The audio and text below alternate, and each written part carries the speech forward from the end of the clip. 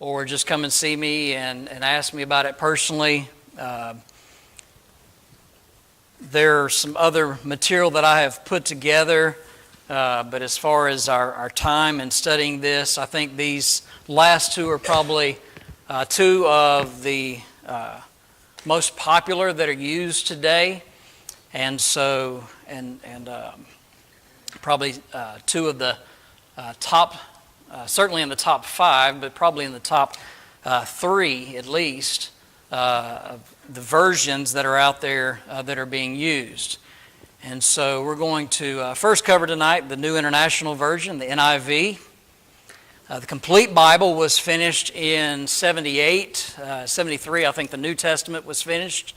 It, on our sliding scale, if we back up, you can see where it kind of fits in the middle of this area, a little bit to the right of that, at least on this particular scale. But that's pretty normal across the board from what I've seen.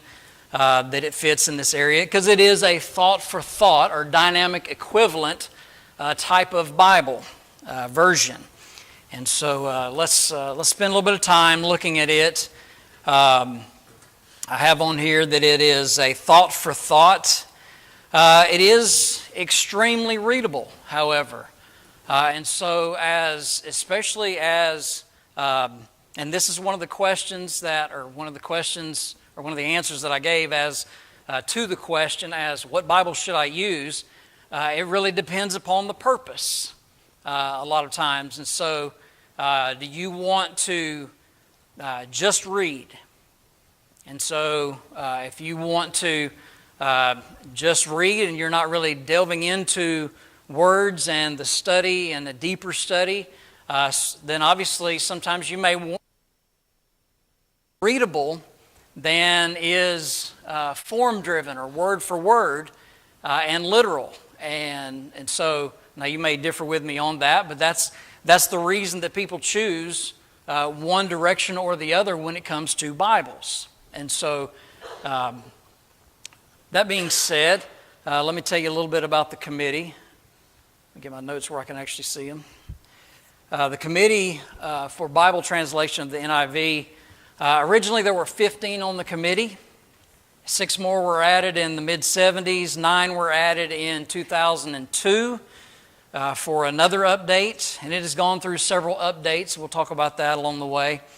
But altogether they have had 104 different translators, editors, and 14 different literary critics that they have used. And this is put out by Zondervan Publishing originally. And so I think that it's, when it comes to the NIV, it has certainly gained a great deal of popularity, and it has gained a good deal of popularity even in the Lord's church.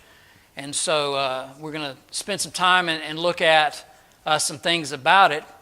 I mentioned to you about the preface.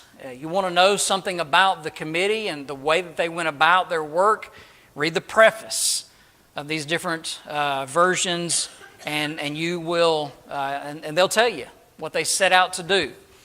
In the preface of the NIV, it says they have striven for more than a word-for-word translation, and so they have frequent modifications in sentence structure. So they tell you that up front. And I think that's important to note, and it certainly you come across that sometimes. And there again, and as a student of the Bible, I have difficulty when, especially when you are looking and making comparison to Lee. Where'd you go? Where'd you move on me today? Or is he in here? There you are. We were talking about interlinears today, and when you're looking at an interlinear, and so you're already looking at sometimes that the most literal type of translation of the Bible. When you look at an interlinear, you're looking at a Greek directly to English, and there's a great deal of information that goes alongside of that.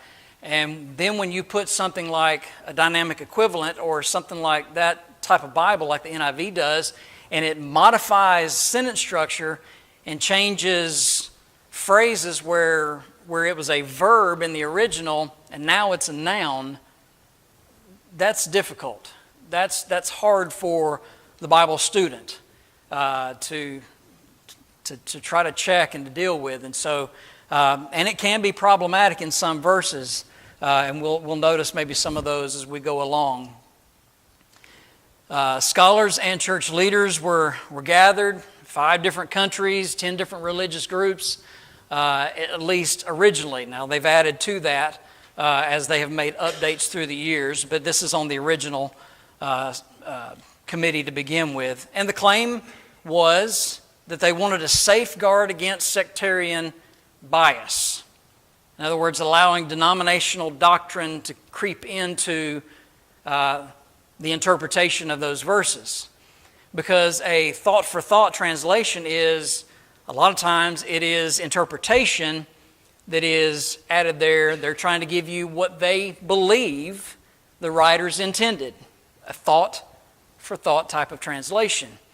And so they claimed that they had this many people on their committee to try to avoid this problem.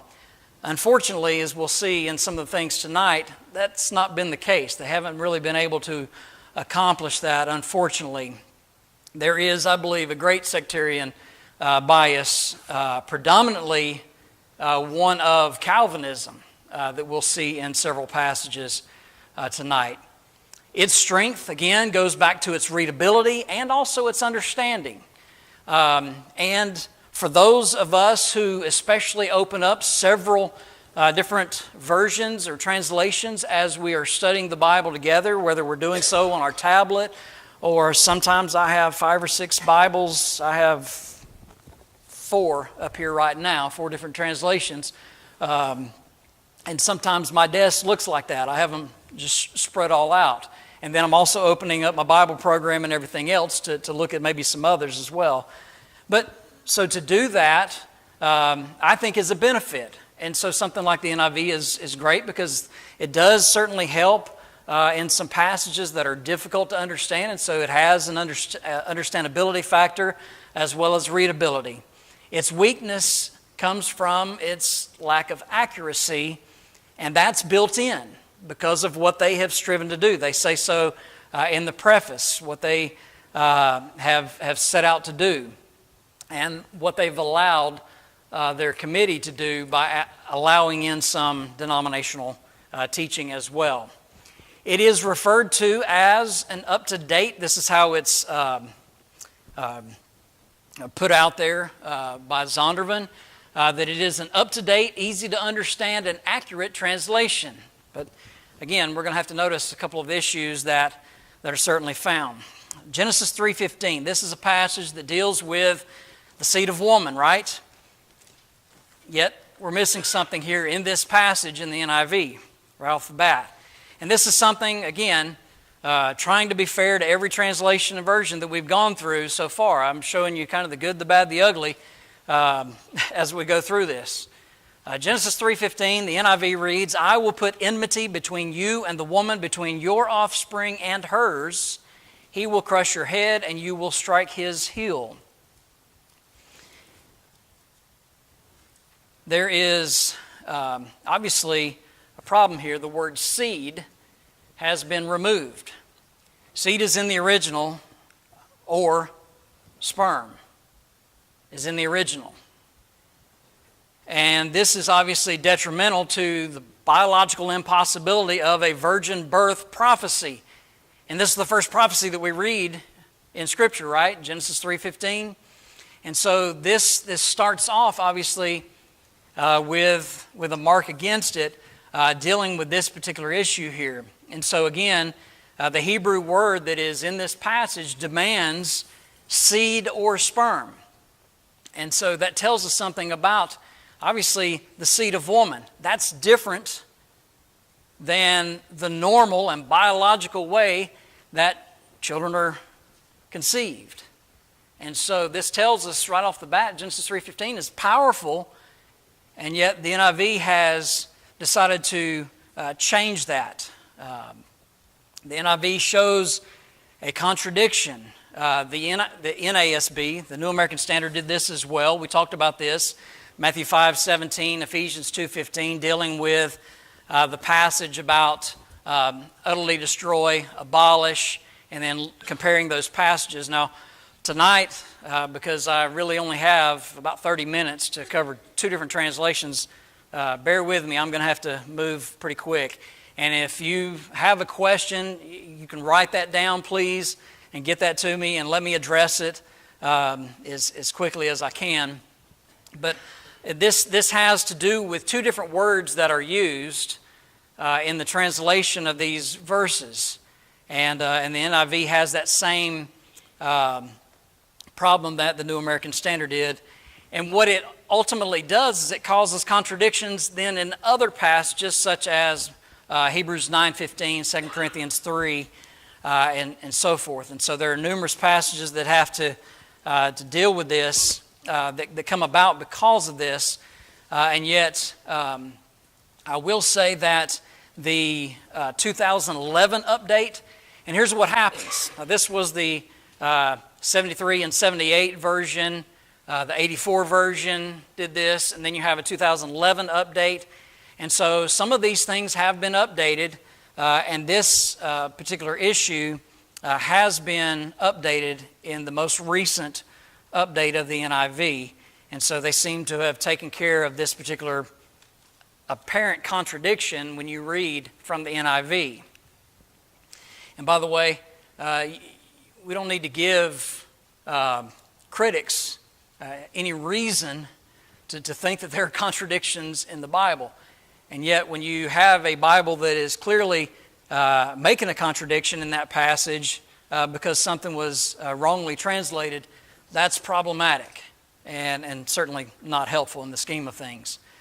Mark 16, and I'm going to deal with Mark 16, probably not in this class, probably on a Sunday night, 9 through 20, because of the Westcott-Hort theory, that the oldest of the translations are the most accurate. That was their approach, and their coming about with the American Standard Version 1901, really going actually to the English version of that, and so that came out in 1885. Then 1901, the American version of that same Bible came out with a couple of different changes, obviously, to read a little more American versus British.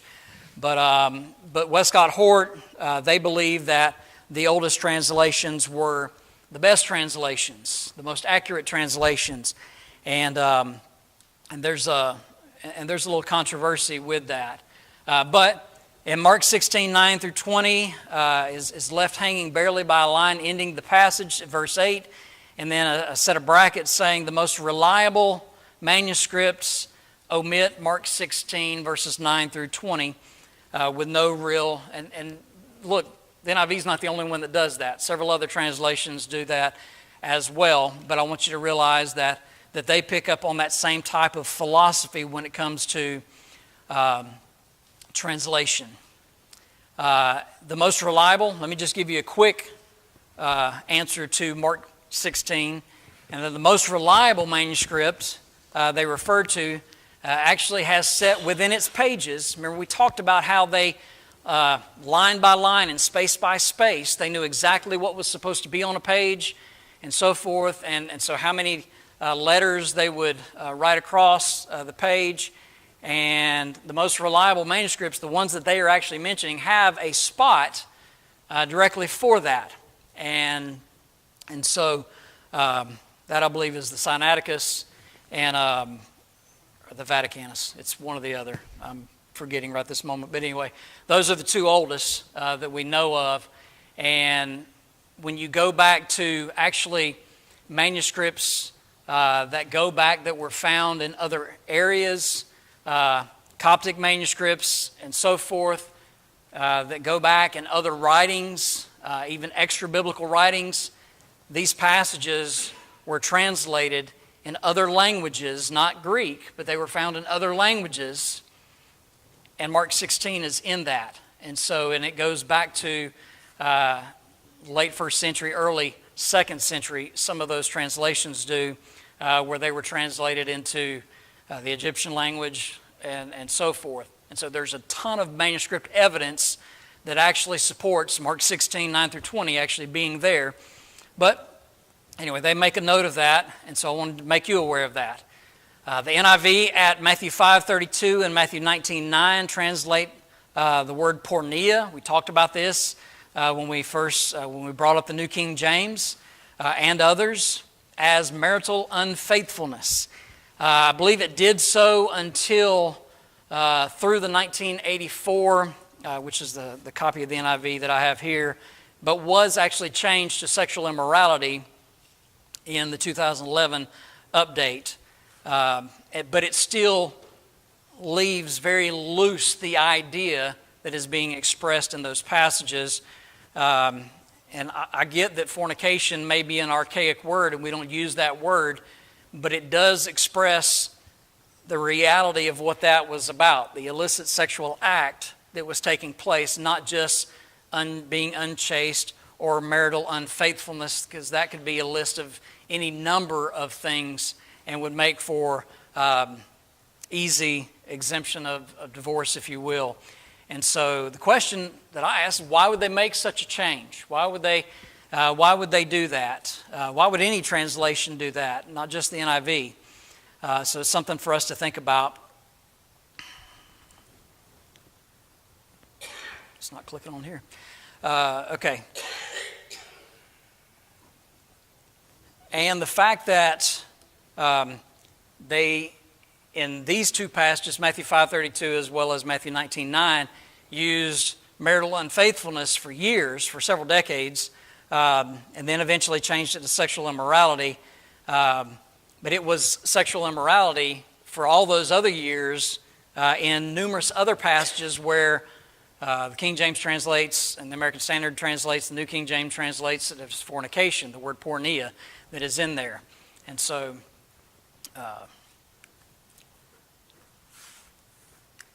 minor flaws such as changing parts of speech, and we mentioned this a moment ago, but this is all built into what they have decided they were going to do, to the point that they would modify sentences if it so needed to be done because they wanted modern language to be used. And so they would change parts of speech in the original language. I think that most Bible students would have difficulty with that, have a problem with that, I should say, when it comes to that. They're just not necessary to do that, but they do show the philosophy behind the NIV committee. You have Ephesians 5:19, translated as speaking to one another with psalms, hymns, and songs from the Spirit. Sing, make melody, or make music rather, from your heart to the Lord. And I think the newest, that may be actually the newest update. I'm going to back up. I'm going to read it from the 1984 version of it. Ephesians 5:19. I got to find it first. There it is. Speak to one another with psalms, hymns, spiritual songs. Sing, make music in your heart to the Lord. And so just a little slightly different the way that it's laid out. But here's the problem with this. This particular translation throws the word music in there. The word music is translated in other English translations, not in this passage, because they understand that there's a different word being used. A word that's similar to our word symphony is typically translated as music in our New Testaments. That's not the word that's in this passage. The word solo is in this passage. And so solo refers to singing. And then you have that phrase, making melody, on something which the text itself supplies. But what the NIV has done is they've added the word music here rather than melody. And immediately when we think music, we're combining both vocal and instrumental because the word symphony, that's typically how it is defined as well. And so certainly that is problematic when it comes to the NIV, and that reading permits the combining of vocal and instrumental music in worship. And certainly many people have fallen to that. The NIV was not consistent translating the word Hades. And we looked at this in a couple of other translations. The King James had this issue as well.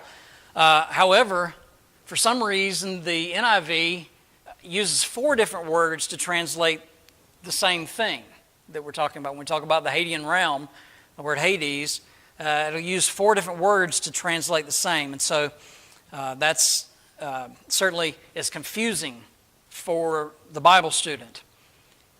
We talked about the Calvinistic influence and bias, if you will, and it becomes very clear when you read a passage like Psalm 51. And this is probably the most noteworthy passage that members have found a problem with. And so Psalm 51, the NIV reads, "Against you, you only have I sinned and done what is evil in your sight. So you are right in your verdict and justified when you judge. Surely I was sinful at birth." It is very clear what the writers intend. That David's saying, I was sinful at birth. Sinful from the time my mother conceived me. Just notice the New American Standard. "Behold, I was brought forth in iniquity." And so he's talking about he was conceived in iniquity. That's on his parents. That's not on him. "In sin, my mother conceived me." And so there's an obvious bias. This is not the only place.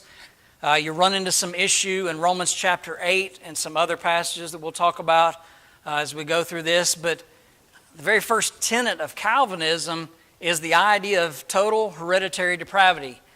That infants are born, children are born in sin.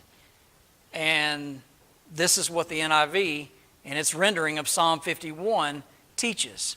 And there's really no reason to do that. The original doesn't bear that out. And so that's certainly a problem.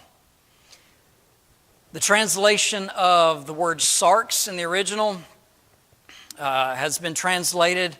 Now, I will say this, there's an update, and I'll mention that here in just a moment. But in the 3 previous versions, if you will, of the NIV, sarx was translated more times than not as sinful nature. And again, showing its Calvinistic bias in so doing. Sarx literally means flesh. And what they have done here, you can just compare this to the New American Standard, translating 133 times out of 149 times that the word sarx is found as flesh or fleshly, in contrast to the only 33 times that the NIV did use the word flesh. Other times, sinful nature, sinful nature. And so what they have done is they've taken this, the interpretive part of this, and so, you know, there's an interpretation that we're supposed to do. Give us the original idea, and then we're able to take that and understand passages like Romans 8, other difficult passages where this might be being discussed, and we can work through the context, and the context should bear out exactly the way this word should be used. But the problem is that it bears out their own bias. And we'll talk about the reason for that here in just a moment. They chose to tell the readers what they believed Paul meant when he wrote sarx, instead of simply telling us what he said. I mentioned about, let me back up, the 2011 update of the NIV. Most of those occurrences, by the way, have been updated. And so thankfully, they realize the error that they've committed there. And partly because serious Bible students called them out on it. And so you know, tried to get them to see this. And so the next time that they updated and they pulled a committee together, they made some changes. But obviously, part of the problem with the idea of the sinful nature is the idea that that expression misleads readers to begin to think that the human person is made up of various compartments, if you will. And so this goes back to some early Gnostic teaching, as well as then what Augustine in the 3rd century and what John Calvin would pick up later and turn into, well, as we know, full-blown Calvinism with the 5 tenets of Calvinism. The NIV tampers with the plan of salvation.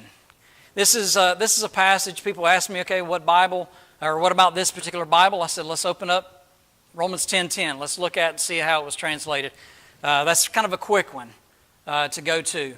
And so just jumping over there, Romans 10:10, here's the way it reads. For it is with your heart that you believe and are justified. Folks, there's faith only in this passage, according to the NIV. But wait, not to be outdone, they're going to contradict. It is with your mouth that you profess your faith and are saved. So it was faith only a minute ago. Now, when you read the rest of the verse, they've contradicted themselves in the verse itself. The problem is neither one of these are correct. You have, here's the King James, for with the heart man believeth unto righteousness. Unto, by the way, is the correct what it is, because it's towards something, and we'll show why that is. The American Standard, I've got it listed on here, because it's the word eis, E-I-S. And they have taken the word eis, unto righteousness, that man believes unto righteousness. It's going towards something, isn't it? That's what prepositions do, right? They give us either information in a direction, so to something, towards something, unto something. That's the idea. Any of those words actually would be appropriate. With the mouth, confession is made unto salvation. And so that's properly translated according to the original. And the New American Standard teaches faith only and then contradicts itself and has confession as means of salvation. By the way, this is a passage that a lot of people will teach in the denominational world. They'll run to Romans 10, 9 and 10, and try to teach faith only. And it's unfortunate that you have a Bible that would give into such. Just real quick, you can kind of see this was in a program, I think this was out of the Eastside program I was looking at, that Romans 10:10, you have the King James at the top there and the way that it is, the American Standard, and you can see what I like about it is it shows how much difference between these different translations. So the ASV 1901, there's 5.3 difference. King James, which is an electronic updated version, the 1900 there. The ESV, 48.7%. Remember that because I'm hoping we'll get to it tonight. With the heart one believes and is justified. It does the same thing that the NIV does, unfortunately, right here. And one confesses and is saved. The NIV 84, this is what we're reading, 68.9% difference in the translation. And so I think that's quite telling. The 2011 update, now this is from the NIV committee themselves. So this is what they have said about the 2011 update.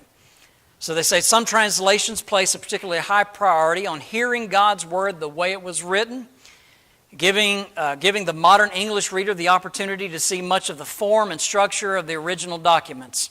Ease of understanding varies from verse to verse and from book to book according to the complexity of the source material. But all verses and all books adhere to a high standard of transparency to the original languages. And then they say other translations, so they're kind of given a broad view. This is what some translations attempt to do, and this is what others attempt to do. I'll let you figure out where they fit into this. Other translations play a particularly high priority on understanding God's word the way it was meant. And folks, that sounds wonderful. That sounds good. Ultimately, helping the modern English reader to grasp the content of the Bible in their own words and their own idioms. And because they've tried to take away those Hebrew idioms and Greek idioms of the first century and try to put it in a modern idiom and modern English so that we can best understand it. I understand what they're trying to do. There's a problem in that. Transparency to the form and structure of the original documents varies from verse to verse and from book to book, because that's what naturally happens when you start moving sentences around and when you start changing the form of sentence structure and modifying it. That's what happens. But all verses and all books adhere to a high standard of comprehensibility. The NIV has some positive qualities. I want to just sound like I'm just beating it up, but it does have some very positive qualities that I think, and one of them that I mentioned is especially using it, maybe not as a primary Bible, but certainly as a secondary or maybe a third or whatever, as you're studying and you're opening up different translations to see. You're able to read it and to kind of put it together, and then you can kind of make a determination as to whether something has been changed in the text or something like that as you're studying those things. My question is, do I take the chance that the translators have given me what the original said? But again, that's why comparison to other translations is important. Let me back up here. It is often said, I realize I'm not going to finish, but I want to make this point. It's been said to me throughout the years that, well, there was a scholar from the Church of Christ who was on the committee. Let me tell you, his name is listed on there, Jack P. Lewis, Harding University. Some of you will recognize that name. Brother Lewis is listed as a member of the committee. Technically, what Brother Lewis has stated, or did state years ago, was the fact that he got a call from the NIV committee, and they asked him about an obscure passage in the Old Testament. Now, Brother Lewis he's an Old Testament scholar, but he is a Greek scholar. But he was asked about an Old Testament Hebrew passage, and he gave him his thoughts on how it should be translated. And they said, "Thank you, Brother Lewis," or "Thank you, Mr. Lewis, appreciate your time." And that's all that he ever heard from them. And when it was published, they didn't even use anything that he said. So, was he on the committee? His name's listed on the committee. But really, I think that it was an effort to bring in as many people from different groups and so forth and say, look, we've got it. And matter of fact, when you go, if you can Google the committee members, the original committee members, you can Google it and you can look through it, and it's a long list of individuals, and it's a wide variety of different religious groups that are out there. But let me tell you about a couple of individuals who are on that committee, or who were on that committee. An Old Testament translator by the name of Dr. Martin Woodstra. He was on the committee, and particular to his Old Testament strength. He was a professor at Calvin Seminary, College of the Christian Reformed Church, or Dutch Calvinism. Just think about that for a moment. And we haven't spent a whole lot of time really unfolding all of the Calvinistic bias that you find in the NIV. But that Psalm 51 passage, I wonder why it was translated in such a way. Here's, come to find out, this individual also later was found to be homosexual. That'll come into play here in just a moment. Another individual who was on the committee, Dr. Virginia Mollenkott. At the time of the translation, the committee was working. She was a closet lesbian and a part of that original committee that was done. And when you do a little bit of study, you may find that the words sodomy and sodomite are not found in the NIV. And I wonder if that may be some of the bias that was included in the translation committee that was done. The NIV 2011 version debuted with a great deal of controversy because when it first came out, there was a lot of criticism because it had way too much gender inclusiveness. Already today's NIV and numerous other, the CE, Contemporary English Version, and numerous others have already, basically taken gender completely out of the Bible. And it seemed as if the NIV was going that way in 2011. And so there was a big blow up about that. In fact, here's what's interesting. The Southern Baptist Convention said the NIV cannot be considered sufficiently trustworthy in its translation of gender language. And so they picked up on that real quick and what was taking place. They did go back and the gender changes that were made in the 1984 version, they went back to a good bit of it. But some changes were actually kept in the 2011 version. And so you can see again where the translation committee, where their philosophy seems to reside.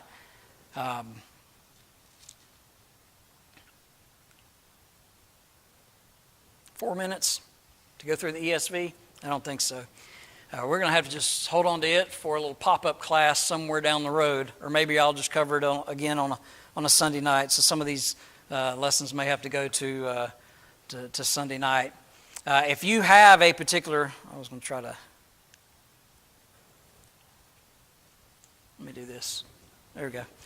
If you have a particular translation, like say something that you would want covered, I'm glad to do the research on it, to work on it, because it helps me, because I get these questions more often than you might think. And so I try to prepare myself as best I can. There's so much more that I could possibly cover in a class period about these different translations and things that are out there. Again, I want you to go back to that question. When you ask the question, well, what translation is the best translation? And again, it's going to come back to your purpose. Am I a serious Bible student? Am I digging into the words? Then I probably want that form-driven approach. I want the most literal translation that I can still read, that's readable, to be able to study from it, as well as maybe to be able to read aloud in services and to teach from or to preach from or to help others find the truth. I will tell you that I know a good number of people who have used any number of these translations and do so with great skill and approach these passages, even these troubled passages, with a lot of Bible study, and I appreciate that. And so, if you have a critique of any of my critiques, I'm glad to hear them. Not necessarily in class right now, but if you want to pull me aside afterwards and tell me all about it, I'm glad to listen to that. When it comes to the Bible, I think the most important thing is for us to know what God has said. And so I think that's going to always be my push, and my effort is going to be to know exactly what God has actually said, and to know that that word that is given is close to the inspired word as possible. And that way I can study it, and I, without the bias of others and their backgrounds that I may or may not know, I can take those things and I can go and I can study God's Word and do the best that I can in doing the work that I'm supposed to do, by the way, as a Bible student, to interpret then what God has said. He's never expected us to just have all the work done. He asked those on numerous occasions, have you not read? What does the Bible say? That's what he would ask. People would try to come up to him and ask him a question. He said, well, have you not read? Or what does Moses say? Or what does the law say? And then he would begin to teach from there. And so that's what we're supposed to do, is to read and study and to know so that we can gain the best information so that when those questions are brought up or those opportunities are made available to us, then we're able to teach others exactly what God would have them to know and not what somebody has interjected and supposed that God would want us to know. And that's the differences in the translation committees and their philosophies. So hopefully that's been helpful. And again, if you have any questions, please come see me after. We'll talk about it. Appreciate everyone. There's the bell.